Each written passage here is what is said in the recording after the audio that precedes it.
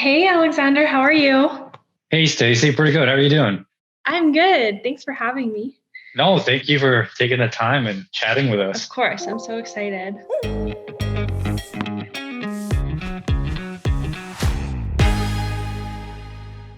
Maybe you could go off the bat right into it and you give us a little bit about your company, maybe how you got into this industry yourself. Yeah, for sure. So my name is Stacy Smolensky, founder of By Stacy. I started back in August of 2020 when I was going back to school a second time for acupuncture school and Chinese medicine. And it actually started with just an Etsy account selling scrunchies. So I started during the pandemic, and my 91-year-old grandma was sewing scrunchies with me, which we didn't even, yeah, like it turned into something really special. And within about a week and a half, I remember a store reached out and asked, do you do wholesale? And I remember Googling, what is wholesale? Like I Yeah. had no idea. So pretty quickly after that, a couple more stores reached out, and I didn't really ever imagine to be anything more than an Etsy account during my time in school. It was meant to be an outlet or a way to relieve stress. I mean, it was my second degree, and I kind of just wanted something on the side to help me get through it better than I did the first time. So, after we had a really crazy first winter season and we were up to like 3 a.m. sewing scrunchies and trying to meet deadlines, like it got really crazy. I saw an opportunity to expand into more what I was taking in school, which was acupuncture wellness.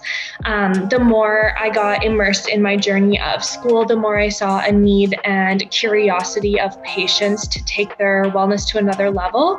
And they were always so receptive. And I never really thought that would be the case. I always thought we might have to, battle people a little bit. But when I saw such a open space in the market, we decided to expand into more of a wellness and holistic brand. And so it was never officially planned. Like I don't have that story like other entrepreneurs of having exactly like this brand that they had originally started and brought to market. We've kind of been evolving as things have gone. No, I love that. I think that maybe it seems that way, but I think we all kind of have that moment where do I go this way? Do I go that way? Like, because we always have an idea of what we want to do, right? But then things happen, opportunities show up, and then we have to make that call. Like you said, we're like, but you got a bunch of orders, like, because you could have said like, oh, it's too much. I'm just gonna focus over here. I'm just gonna say I can't do it, right? Like you had that moment where you had to decide.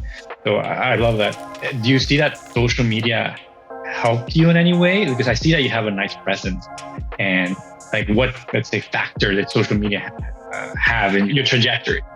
Yeah, for sure. That's a really great question. And honestly, social media has played a massive role in helping us get to where we are today. I have, like I mentioned, I am still in school. I'm in my final year. So we don't really have a marketing budget to run ads or expand in that way. So social media and word of mouth and just straight up reaching out to people has been our only method, essentially. So between TikTok and Instagram, and I'm just kind of starting to get on LinkedIn now, it has honestly been the foundation of everything. And it's been really cool too, because through that you get such an organic reach and you get to connect with other people who want to be involved with you. Like you're not spending any money and you can kind of test the market in that regards.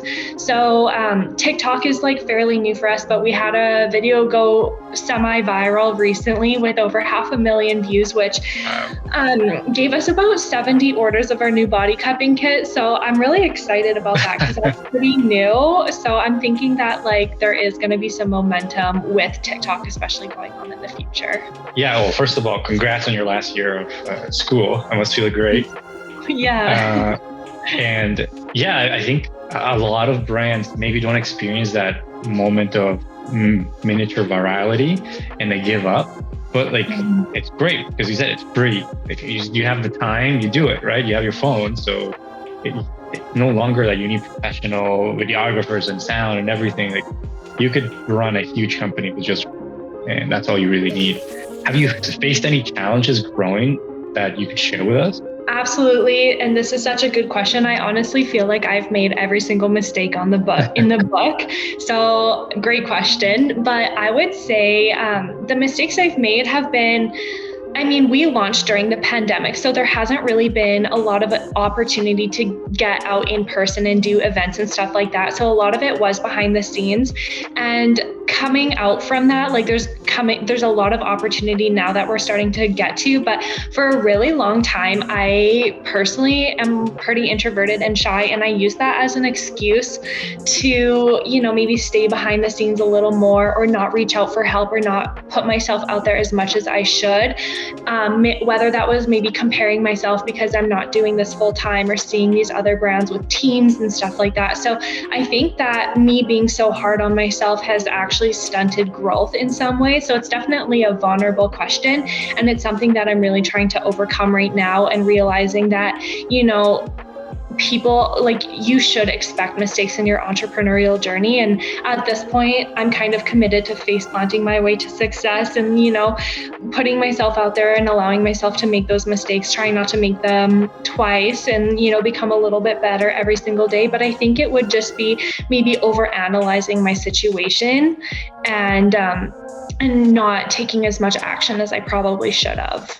I see. Yeah, a lot of people say, oh, mistakes are, that's how you learn, so you should be making lots of them. But they don't never say at the same time. It sucks when you go through them. You're telling me. It's not easy. I remember the very first, I made so many mistakes, the very first employee that I hired.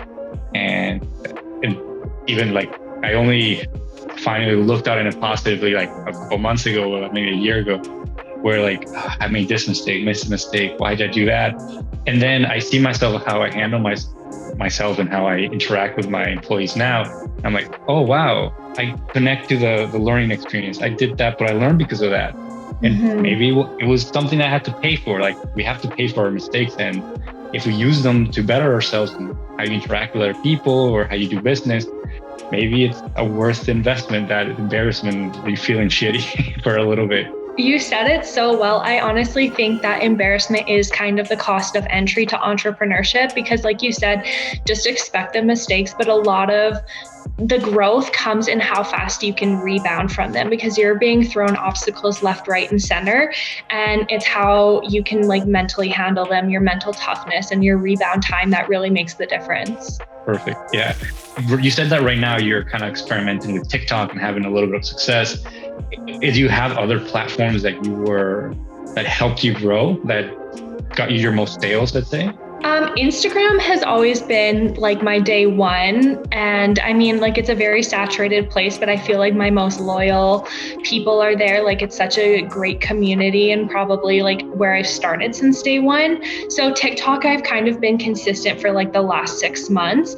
But aside from that, not really. I think that it's the connections that I've gotten through both of those outlets that have been what's pushed us, because we're in about 70 locations right now. And a lot of that has come from TikTok or Instagram.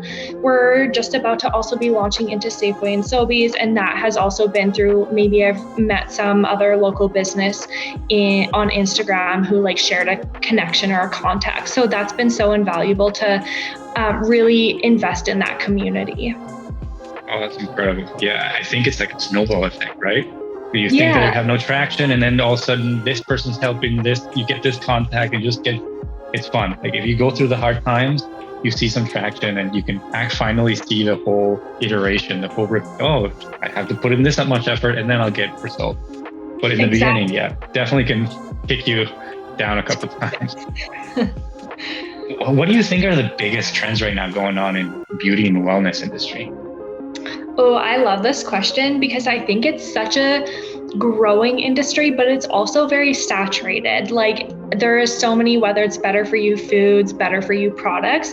I'm really excited that the industry is growing, but I think within that, like, I personally take my role very seriously in that, because you hear so many like keto's great, no, keto's the worst, or supplements about, there's just so much controversy in the industry. So I'm excited about it, but it's a very serious role. And I think for me, my place is to always stay educated and also have a very honest approach with my people. So my products work if you're consistent. And I've always been very honest with people about it, that like, I don't want someone buying one of my gua sha stones because it's really trendy and they saw it on TikTok or like by an influencer and then never using it. So we really care about, post-purchase experience and like checking in and making sure that people feel really supported throughout their entire journey. And for like the way I personally do that is we offer complimentary consultations because it is a unique product. And so when someone buys it, like I want to support their entire journey and make sure that they're comfortable using it. So we'll hop on like a 15-minute Zoom call so that I can help answer any questions and make sure everyone feels comfortable. And I mean, not everyone takes that opportunity, but a lot of people do. And it's also been incredible for word of mouth when you get to connect with your customer and they know that you actually care about them. They're not just a transaction or a sale. So I'm trying not to, get caught up in what's trendy and really do what I think is going to help a lot of people the most and provide the most value. So my brand is very much an essentials brand, as in I don't want people to buy products for the sake of buying it and having it. Everything that I carry is something that I use on a daily basis. So it's all about those like little rituals and habits that can help you become a better version of yourself so that you can live the most exuberant life possible. That's great. I really like that. Yeah. We don't want to be the fast fashion people, right? We have the opportunity to connect with customers and see how the product is helping them and if it is the right product. No, I love that you're saying that you actually care enough to even have a Zoom with them when I'm sure you're busy with school and running a business. So that's amazing. Thank you. Do you maybe plan to, or have you visited like wellness events? You think that could be something for your business to explore?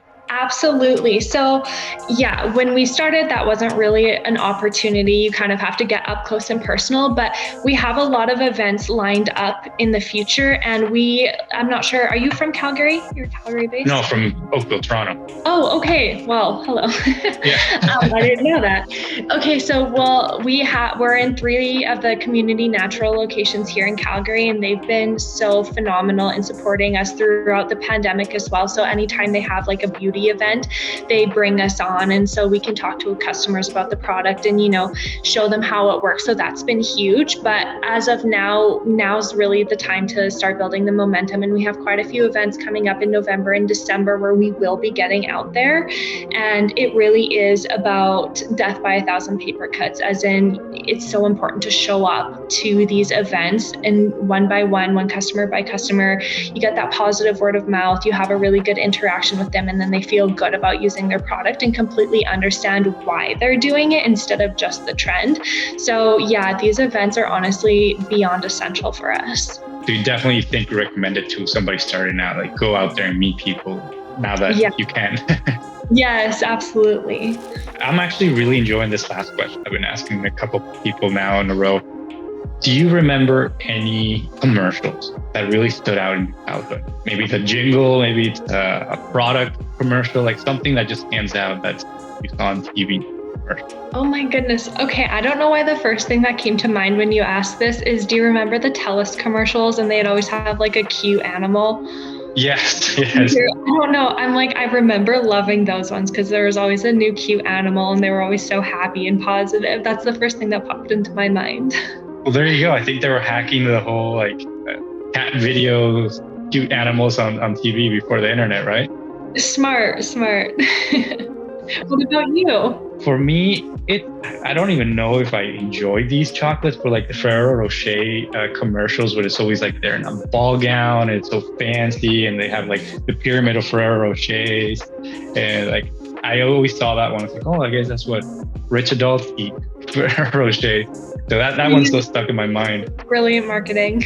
Yeah. Is there something that you'd like to plug? Any maybe a little event, any campaign that you're going to be running, anything you'd like to add? On December 7th in Calgary, I'm putting on a gua sha event at Koeo Healing. So we're going to do like a little tutorial. There's going to be swag bags. There's going to be another company demoing her bars and drinks. So I'm really looking forward to that. And if anyone in Calgary wants to attend, you can send me a message. We haven't posted about our details yet, but that is coming super soon.